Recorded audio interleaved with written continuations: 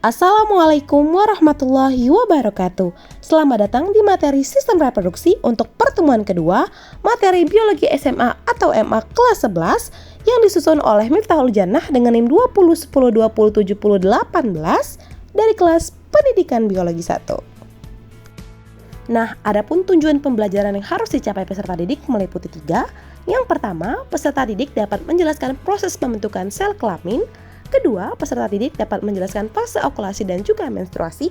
Ketiga, peserta didik dapat menjelaskan tahapan fertilisasi, gestasi, serta persalinan. Nah, untuk materi pertama, mari kita bahas bagaimana sih proses pembentukan sel kelamin pada pria? Ayo kita bahas. Nah, sebelum itu kita harus memahami dulu pengertian spermatogenesis. Spermatogenesis adalah proses pembentukan sel spermatozoa tunggal spermatozoo yang terjadi di organ kelamin atau gonad, yaitu testis, yang tepatnya di tubulus seminiferus. Nah, tubulus seminiferus ini merupakan saluran yang berkelok-kelok yang memiliki panjang 80 cm dengan diameter 150 mikrometer. Tubulus seminiferus ini berbentuk U dan pada kedua ujungnya beranastomoses dengan saluran lain pada rete testis. Sel spermatozoa disingkat sperma yang bersifat haploid atau N yang dibentuk di dalam testis dan melewati sebuah proses yang sangat kompleks. Nah, setelah kita mengetahui pengertian spermatogenesis, sekarang waktunya kita memahami proses pembentukan sel kelamin pada pria. Bisa semua lihat pada gambar yang telah disajikan. Nah, berikut ini penjabaran proses pembentukan sel kelamin pada pria. Nah, yang pertama, dari spermatogonium atau sel induk sperma, sel akan berubah menjadi spermatosit primer secara mitosis. Bisa dilihat pada gambar. Nah, setelah itu, spermatosit primer membelah secara meiosis menjadi spermatosit sekunder yang berukuran sama. Nah, pada tahap meiosis kedua, spermatosit sekunder akan membelah diri lagi menjadi 4 spermatid dengan bentuk dan ukuran yang sama. Dan selanjutnya, spermatid ini yang merupakan hasil pembelahan sel tahap akhir sebelum akhirnya berubah menjadi sel sperma atau yang matang atau spermatozoa. Nah, spermatozoa ini akan bergerak ke dalam epididymis sebagai tabung penyimpan sperma yang terhubung dengan testis. Nah, yang terakhir, spermatozoa akan siap dikeluarkan bersama dengan air mani ketika seorang pria mengalami ejakulasi. Nah, setelah mengetahui proses pembentukan sel kelamin pada pria, sekarang mari belajar bagaimana sih proses pembentukan sel kelamin pada wanita? Yuk kita simak. Nah, sebelumnya kita harus mengerti dulu nih pengertian oogenesis. Oogenesis merupakan salah satu bagian dari sistem reproduksi wanita. Oogenesis ini adalah proses pembentukan sel telur pada wanita. Nah, sel telur ini akan dibutuhkan agar proses pembuahan berjalan dengan sukses dan memungkinkan terjadinya kehamilan. Nah, sekarang mari membahas bagaimana proses pembentukan sel kelamin pada wanita.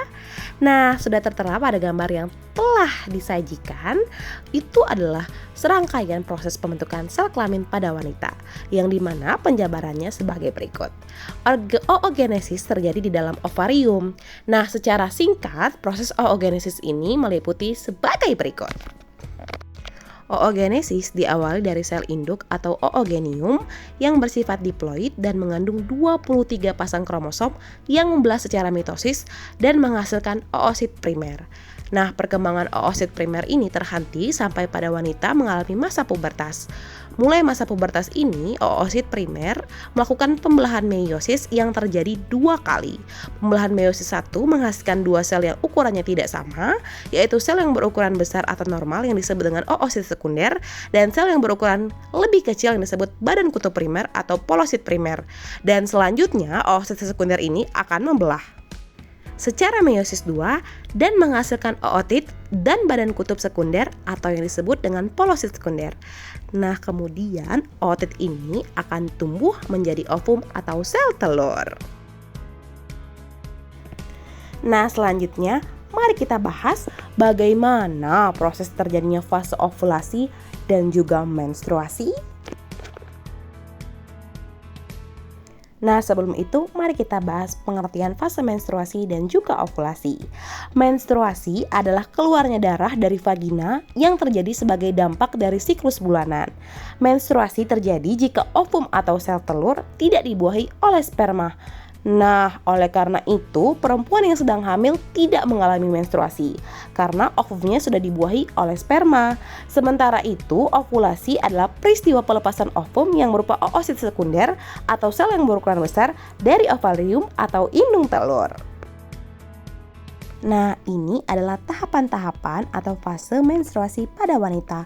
Yang pertama ada fase menstruasi, yang kedua ada fase folikular, yang ketiga ada fase ovulasi, dan yang terakhir ada fase luteal.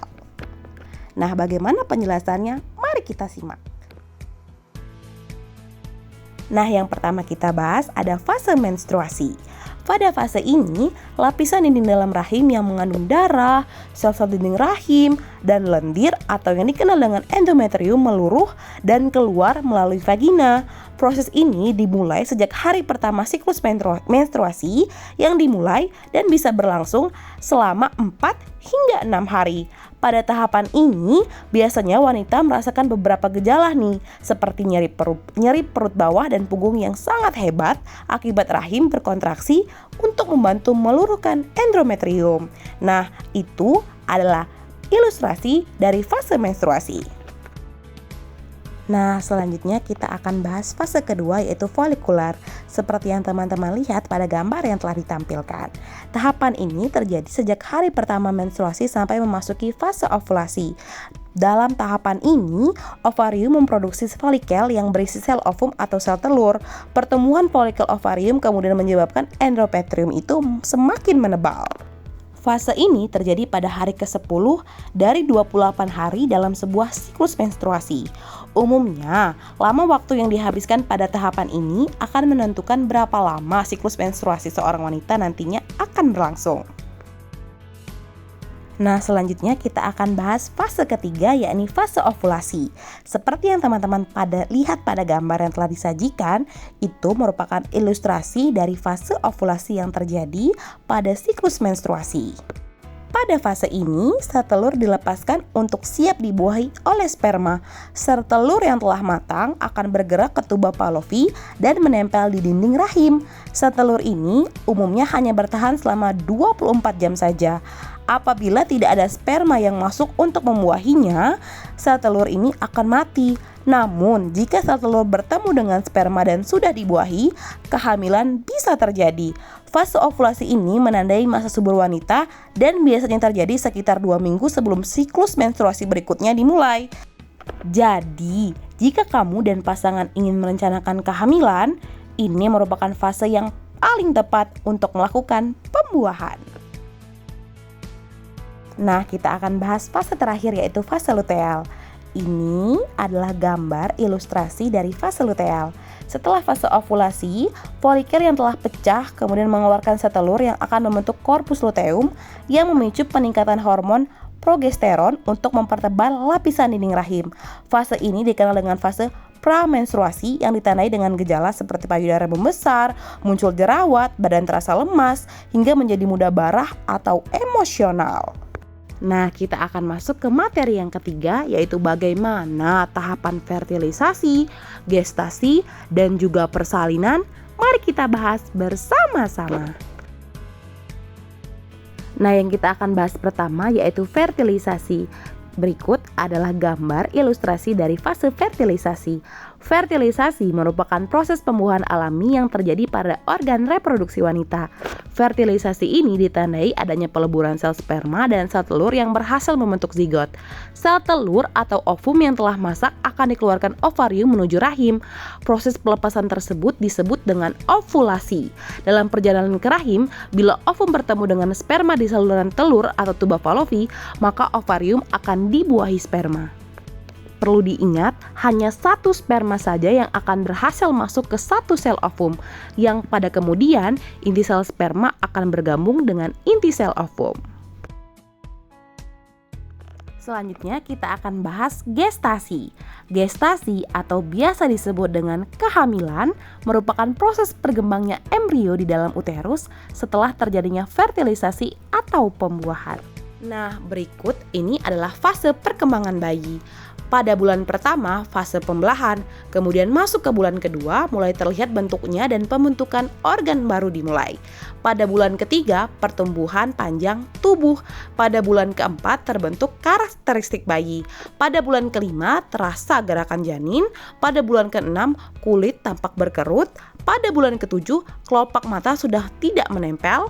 Pada bulan ke-8, semua indera sudah dapat berfungsi. Dan pada ke-9 atau bulan terakhir, bayi siap dilahirkan. Nah, sekarang membahas tentang persalinan. Persalinan adalah suatu proses di mana seorang wanita melahirkan bayi yang diawali dengan kontraksi uterus yang teratur dan memuncak pada saat pengeluaran bayi sampai dengan pengeluaran plasenta dan selanjutnya, di mana proses persalinan ini akan berlangsung selama 12 sampai dengan 14 jam. Nah, seperti pada gambar yang telah disajikan, ada 3 tahap persalinan. Tahap pertama, kontraksi pembukaan penipisan. Tahap kedua, lahirnya bayi. Dan tahap ketiga, yaitu lahirnya plasenta. Nah, itu dia penjelasan singkat mengenai sistem reproduksi untuk pertemuan kedua. Semoga ilmu yang disampaikan tadi bisa bermanfaat dan menambah wawasan kita semua. Terima kasih sudah menonton. Wassalamualaikum warahmatullahi wabarakatuh.